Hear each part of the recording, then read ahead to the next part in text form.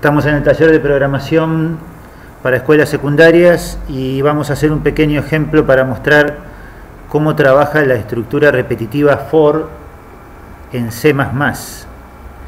Recordamos que las estructuras de control repetitivas o iterativas nosotros las usábamos cuando teníamos que ejecutar algún grupo de sentencias repetidamente unas cuantas veces, y en particular la estructura repetitiva for la íbamos a usar cuando sabíamos de antemano exactamente cuántas veces queríamos repetir un conjunto de sentencias. Así que tenemos un código acá para trabajar sobre eso y vamos a dejar anotado en primer lugar eso. El for lo usamos cuando sabemos de antemano cuántas veces queremos repetir un conjunto de acciones.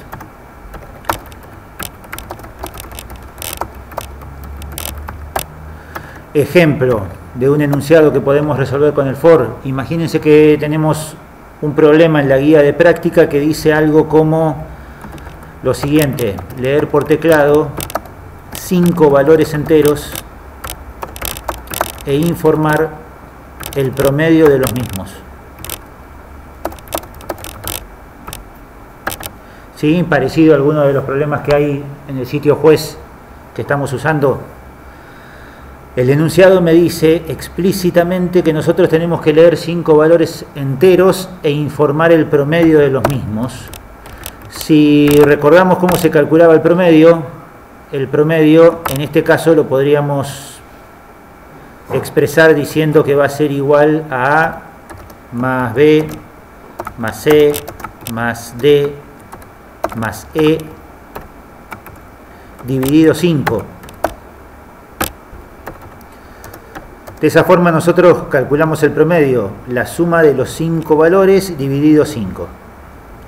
En realidad no necesitamos 5 variables diferentes. Lo podríamos resolver de esa forma, pero no estamos necesitando 5 variables diferentes, sino que necesitamos leer 5 valores enteros. Podría ser siempre en la misma variable, sumarlos y dividirlos finalmente por 5. ¿Qué es lo que estoy haciendo repetidamente 5 veces? Lo que estoy haciendo 5 veces es ingresar un valor por teclado y sumarlo en la variable suma, por ejemplo. Eso lo tengo que hacer 5 veces, sí o sí, según el enunciado del problema. Para eso usamos una estructura de control for. Y lo tengo que completar con las variables que necesito. Por ejemplo, yo puedo declarar una variable x. En la variable x voy a leer los valores por teclado. Puedo usar una variable suma. Inicialmente la variable suma la inicializamos, valga la redundancia, con 0. Y puedo tener una variable float para calcular el promedio, porque el promedio me puede dar con decimales, así que la declaro como float. Y parece que no necesito más nada. Lo que necesito es poder procesar los datos de entrada, 5 valores enteros por teclado, y ir sumándolos. Entonces el for tiene la siguiente estructura. Usamos la palabra reservada for, entre paréntesis separamos 3 expresiones. La primera se llama la inicialización de la variable de control, y yo voy a estar escribiendo un for que se tiene que ejecutar 5 veces. Por lo tanto voy a tener una variable de control que arranca en 1 y que va a ir hasta 5. Eso lo pongo en la segunda expresión, después del punto y coma. Digo que para que el for se ejecute se tiene que cumplir la expresión que es la condición de permanencia, y tiene que ser menor o igual que 5. Entonces ahí estoy escribiendo un for que va a arrancar con i en 1, y mientras i sea menor o igual que 5 va a ingresar al for y va a ejecutar la lectura del número y la suma del número. Eso se va a hacer 5 veces según las condiciones que yo puse. Después de que se ejecute eso, los valores de i tienen que ir incrementándose, así que ponemos i más para decir que i se va incrementando en 1 después de cada iteración o de cada vez que se ejecuta el cuerpo del for que va entre estas llaves. entre esas llaves ponemos lo que queremos repetir 5 veces, que son dos cosas: leer el número por teclado, leo el primer número y lo guardo en la variable X, y a ese número lo uso para sumarlo a la variable suma. Nosotros tenemos que repetir eso 5 veces.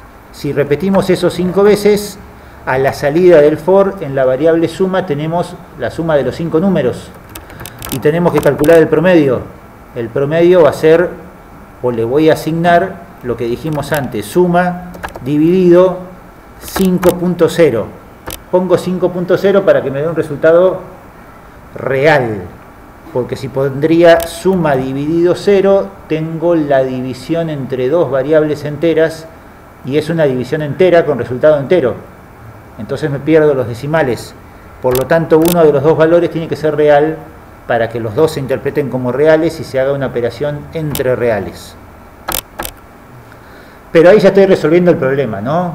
El for solo es esta parte, y lo que está entre las llaves del for es lo que se va a repetir, en este caso 5 veces. Usamos el for porque sabemos que tenemos que repetir, en este caso, 5 veces esas dos sentencias. Después de eso muestro el resultado, pongo promedio igual promedio, el valor de la variable, en line, para que no me haga desaparecer la ventanita, pongo un system pause, y con eso debería estar. Tenemos un ejemplito para mostrar cómo trabaja el for. Veamos si nos olvidamos de algo o compila y sale andando. Arrancó el programa y arrancó el for, porque es lo primero que tiene un cin, y yo voy a ingresar un 5, se suma en la variable suma, un 7, un 9, un 11 y un 13, para que sea fácil calcular el promedio. El promedio de esos 5 impares es 9, porque es el impar del medio. Así que si están los cálculos bien hechos, me debería mostrar que el promedio es ese, 9. Y el programa anduvo, y el for me sirvió para repetir 5 veces eso que necesitaba hacer: leer los valores enteros y sumarlo en la variable suma. Con eso quedó el ejemplo andando. Primer ejemplo de una estructura repetitiva, que es la estructura repetitiva for. Nos vemos en el siguiente video con el while o el do while para completar este. Chao, chao.